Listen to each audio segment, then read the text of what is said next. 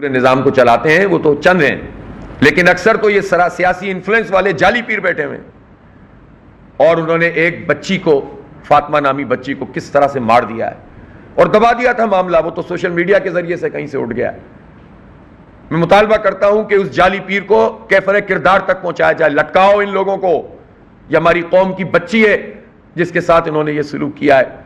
Peoples party اس کو دبانے کی کوشش کرے گی، یہاں پر جو ہے وہ ان کی جو بنیادی انسانی حقوق ہیں وہ سب ایک طرف رہ جاتے ہیں، چاہے معاملہ اس رضوانہ کا ہو، چاہے معاملہ اس فاطمہ کا ہو، چاہے معاملہ گٹر میں گرنے والے اس نعمان ابڑوں کا ہو، چاہے معاملہ جو ہے ام رباب چانڈیوں کا ہو۔ یہ تمام معاملات میں یہ وڈیرا شاہی طاقتور لوگ ایک دوسرے کو پروٹیکشن فراہم کرتے ہیں، تحفظ فراہم کرتے ہیں، اور یہ چاہتے ہیں کہ میڈیا پہ اس طرح کی خبریں تک نہ چلیں۔ اس لیے ہم مذمت کرتے ہیں اس پیر کی، جعلی پیر کی، اور اس کے تحفظ دینے والے سیاسی مافیاؤں کی۔ اس کی تحقیقات بھی ہونی چاہیے اور کارروائی بھی ہونی چاہیے۔ ہم اس موقع پر یہ جو جڑاوالا میں واقعات ہوئے ہیں، یہ کسی بھی صورت میں، یعنی ایک طرف تو اگر قرآن پاک کے حوالے سے ایک توہین کا معاملہ تھا تو معاملہ اتنا تھا کہ پولیس کو حرکت میں آنا چاہیے تھا، اس فرد کو پراپر پکڑنا چاہیے تھا جس نے یہ کام کیا ہے۔ قانون کی عملداری نہیں ہوتی، پولیس لیت و لال سے کام لیتی ہے، لیکن اس کے رد عمل میں گرجا کو چلا دینا یہ انتہائی شرمناک فعل ہے۔ نہ اسلام اس کی اجازت دیتا ہے، نہ ہمارا قانون اس کی اجازت دیتا ہے، اور جن لوگوں نے بھی یہ کام کیا ہے وہ کسی بیرونی ایجنڈے پر موجود لوگ ہیں جو یہ کام کر رہے ہیں، تاکہ ایک مرتبہ پھر اسلام کو، یعنی جب دباؤ بڑھنے لگتا ہے سویڈن کے واقعات پر، ڈنمارک کے واقعات پر، انٹرنیشنل ایک آواز بننے لگتی ہے، تو کچھ ایجنٹ قسم کے لوگ اس طرح کی کارروائی یہاں پر ڈالتے ہیں، اور مخصوص قسم کے میڈیا کے لوگوں کو یہ ٹاسک دیا جاتا ہے کہ اس کو ابھارو اور پاکستان کا امیج تباہ کرو۔ تو وہ جو کچھ بھی کرتے ہیں، لیکن کرنے والوں کو تو سوچنا چاہیے نا۔ تو اس لیے میں سمجھتا ہوں کہ جن لوگوں نے بھی یہ کام کیا ہے وہ قابل مذمت ہے، اور ہمارا دین اس کی اجازت نہیں دیتا۔ مسلمان کی مسجدیں ہوں یا غیر مسلموں کی عبادت گاہیں، ان کا تحفظ ریاست کی ذمہ داری ہے، مسلمان معاشرے کی ذمہ داری ہے، اور اس ذمہ داری کو ہمیں ادا کرنا چاہیے، اور جو بھی اس سے پہلو تہی کہے وہ بنیادی طور پر اس کا ذمہ دار ہے۔ لیکن میں یہ ضرور کہنا چاہتا ہوں کہ آج امریکہ کا ایک بیان ہم نے دیکھا ہے،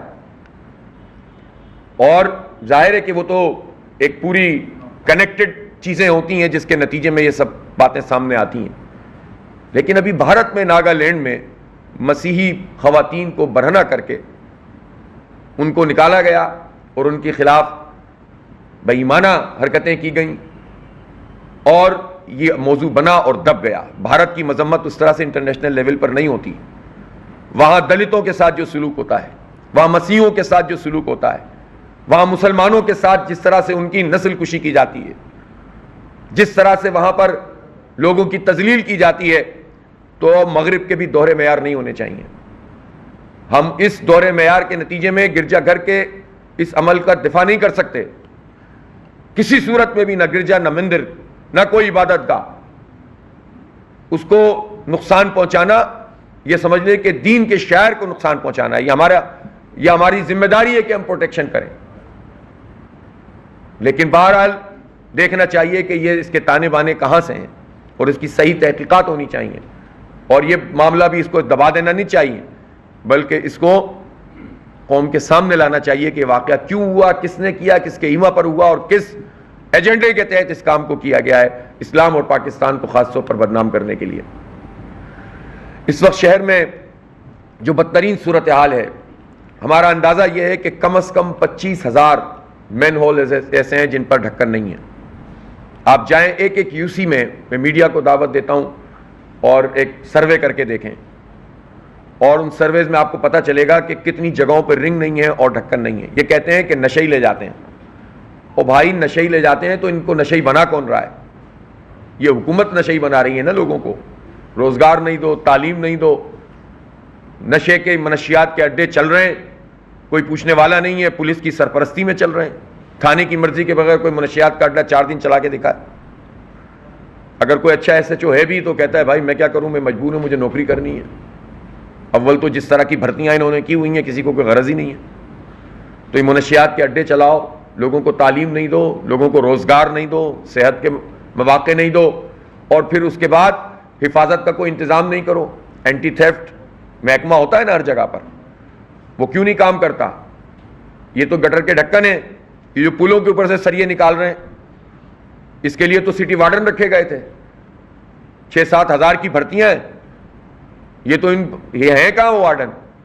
یہ کسی وزیر کے گھر پہ کام کر رہا ہوگا, کسی مشیر کے گھر پہ کام کر رہا ہوگا, کسی افسر کے پاس ہوگا, یا آدھے پیسے دے رہا ہوگا, آدھے تنخواہ لے رہا ہوگا. قوم کے پیسے سے ان لوگوں کو بھرتی کیا جائے اور یہ اپنے حصے کا کام ہی نہ کریں. تو یہ جو ڈھکن نہیں لگے ہیں, کس کی ذمہ داری ہے؟ اس لیے یہ سندھ حکومت کی ذمہ داری ہے. ابھی تو ان کی مدت پوری ہوئی ہے, عملہ تو انہی کا چل رہا ہے. ابھی دن ہی کتنے ہوئے ہیں؟ 15 سال سے برسر اقتدار پارٹی پیپلز پارٹی کے یہ واٹر اینڈ سیوریج بورڈ. ہم پرعزم ہیں آپ کو آگاہ کرنے کے لیے.